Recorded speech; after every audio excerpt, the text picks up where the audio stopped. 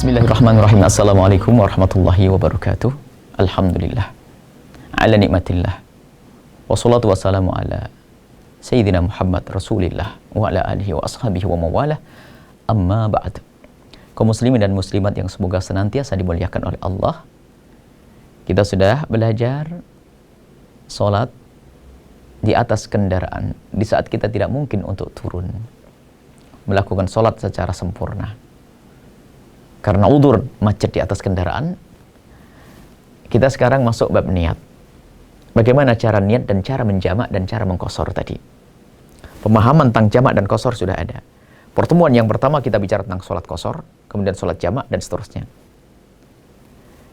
Ada satu yang tertinggal belum kami sampaikan. Ada sholat itu bisa dijamak sekaligus bisa diqashar. Semua sholat yang bisa diqashar pasti bisa dijamak. Ada sholat hanya dijamak saja tanpa diqashar yang perjalanan kita belum memenuhi syarat perjalanan 84 km. Ada sholat diqashar saja tanpa dijamak, boleh. Kita mengqashar sholat tanpa jamak juga boleh. Mengqashar saja tanpa jamak, yaitu di perjalanan yang jauh Anda tidak menjamak. Contoh, ada sholat duhur di sini, di Cirebon, ini tertinggal nih. Anda sholat duhur di Cirebon, melakukan perjalanan, mau ke Semarang. Di Cirebon Anda belum melakukan sholat asar. Akhirnya sampai Brebes, masuk waktu asar. Anda sholat asar di Brebes, nggak pakai jamak karena duhur Anda sudah melakukannya. Anda melakukan sholat di Brebes, sholat asar 2 rakaat. Lakukan sholat 2 rakaat. Nah, ini ya, Anda melakukan sholat 2 rakaat di Brebes. Bahkan dalam keadaan bepergian pun Anda boleh tanpa menjamak mengqashar. Misalnya apa? Anda nanti di perjalanan, setiap waktu sholat Anda mampir. Tapi mohon, kalaupun Anda tidak menjamak, jangan sampai tidak mengqashar. Misalnya Anda di bepergian, karena pom bensin enak dan sebagainya, dan Anda sering ke toilet misalnya, Anda ingin setiap waktu sholat mampir ke toilet. Betul, Anda mampir ke toilet. Misalnya, waktu duhur, masuk waktu duhur, Anda mampir ke toilet. Masuk musola, Anda melakukan sholat duhur. Tapi Anda tidak ingin menjamak, karena nanti perkiraan 2 jam lagi, waktu asar saya mampir toilet lagi. Silahkan Anda tidak menjamak, tapi mohon agar jangan sampai tidak mengqashar. Sebab hukum mengqashar hukumnya sunnah. Maka biarpun Anda tidak mau menjamak, misalnya Anda ke Semarang, mampir Brebes, sholat duhur. Lakukan sholat duhur 2 rakaat, namanya qashar saja. Biarpun tanpa jamak boleh. Kemudian setelah itu sampai Pekalongan, Anda melakukan sholat asar, qashar saja tanpa jamak, boleh. Akan tapi yang bisa diqashar sekaligus sudah dijamak. Suka-suka. Mana yang Anda pilih? Terserah, ini kemudahan dari syariat Islam.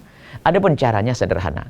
Bagi jamak takdim, kalau Anda ingin melakukan sholat asar di waktu duhur, ada contoh-contoh yang kami sebutkan. Kalau Anda ingin melakukan sholat asar di waktu duhur, maka di saat Anda melakukan sholat duhur, sudah harus Anda lintaskan, Anda ingin menarik sholat asar di waktu duhur.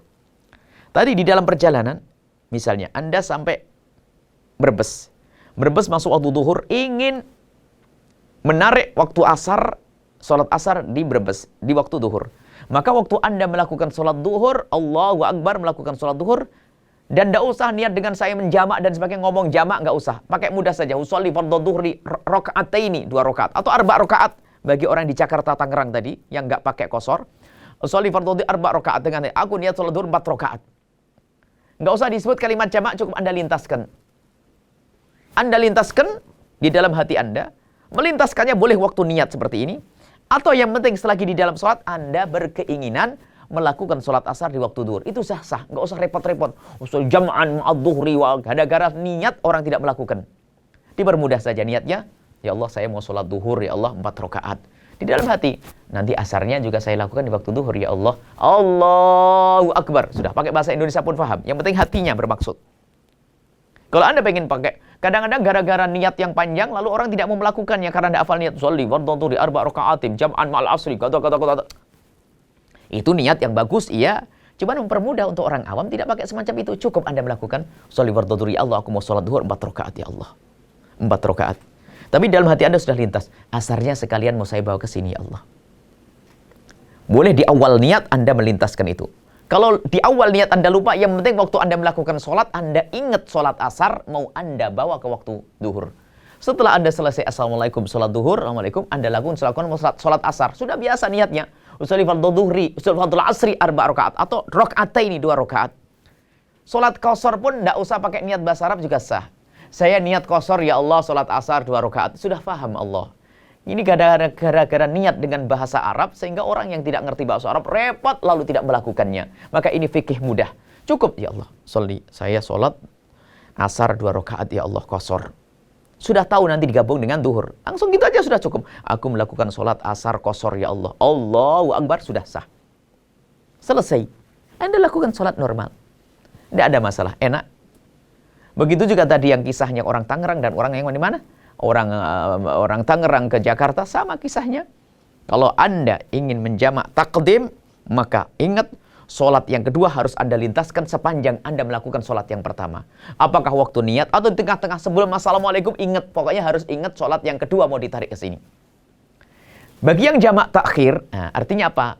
Anda waktu masuk waktu duhur, seperti Anda berjalan ke Semarang, jam 1 siang masuk Brebes dari Cirebon. Anda tidak mau melakukan sholat duhur sekarang. Anda ingin menunda sholat duhur di waktu asar. Anda boleh menunda sampai waktu asar. Tapi ingat, di waktu duhur, di waktu yang pertama, Anda melintaskan. Sudah di dalam hati. Azam. Laporan kepada Allah. Kalau bahasa kita laporan. Seolah-olah ngomong gini, ya Allah, sekarang saya dalam bepergian. Atau sekarang saya dalam keadaan macet, ya Allah. Saya tidak bisa melakukan sholat sekarang. Dengan lintasan saja. Mau saya akhirkan nanti bersama waktu asar, ya Allah. Allah Maha tahu. Maghrib juga dengan, ya Allah, maghrib ini kayaknya padat banget, ya Allah. Waktunya sempit, kayaknya nggak mungkin saya sholat maghrib di sini, di perjalanan. Saya akan tunda di waktu isya, ya Allah. Allah sudah paham. Dengan begitu sudah cukup. Lintaskan di hati, namanya azam. Ya Allah, saya akan mengakhirkan waktu sholat duhur di waktu asar. Atau mengakhirkan waktu maghrib di waktu isya. Selesai. Baru nanti di saat Anda memasuki waktu asar, Anda melakukan sholat duhur, sudah normal. Lintasan niat, nggak usah pakai niat jamak-jamak, itu nggak usah. Karena sudah tahu Anda niatnya. Usolli fardhu dhuhri raka'ataini, karena Anda qasar. Qasar. Boleh kalau Anda mengatakan saya gabung dengan asar, ya Allah, saya sholat duhur 2 rakaat, saya gabung dengan asar, ya Allah, Allah bersah. Tanpa itu pun sah. Yang penting saya melakukan sholat duhur 2 rakaat, ya Allah. Jamak takhir kan tadi. Setelah Anda selesai Assalamualaikum sholat duhur, baru Anda melakukan sholat asar. Sholat asar 2 rakaat bagi yang mengqasar. Kalau jamak saja tanpa qasar, ya tadi yang di Tangerang Jakarta tadi 4 rakaat, ya Allah, saya melakukan sholat duhur 4 rakaat, ya Allah, sholli fardhu dhuhri 4 rakaatin mustaqbilal kiblati. Di lintas tidak ngerti bahasa Arabnya, sekalian jamaknya sama asar tadi. Allahu Akbar. Niat maksudnya kayak gitu. Setelah melakukan sholat duhur 4 rakaat, Anda susul waktu asar. Ingat, jamak takhir sunnahnya didahulukan yang dahulu. Duhur didahulukan. Ada orang salah paham. Ini salah membaca kitab. Harus didahulukan asar dulu. Duhurnya nanti. Oh tidak. Sunnahnya duhur didahulukan. Baru asar. Biarpun Anda boleh mendahulukan asar. Anda boleh mendahulukan asar. Boleh. Baru setelah itu sholat duhur. Itu boleh. Ini adalah masalah sholat yang sangat mudah. Dan untung-untung itu semua dilakukan dengan berjamaah dengan rombongan Anda. Itu sangat bagus. Kemudian ada lagi yang perlu diketahui.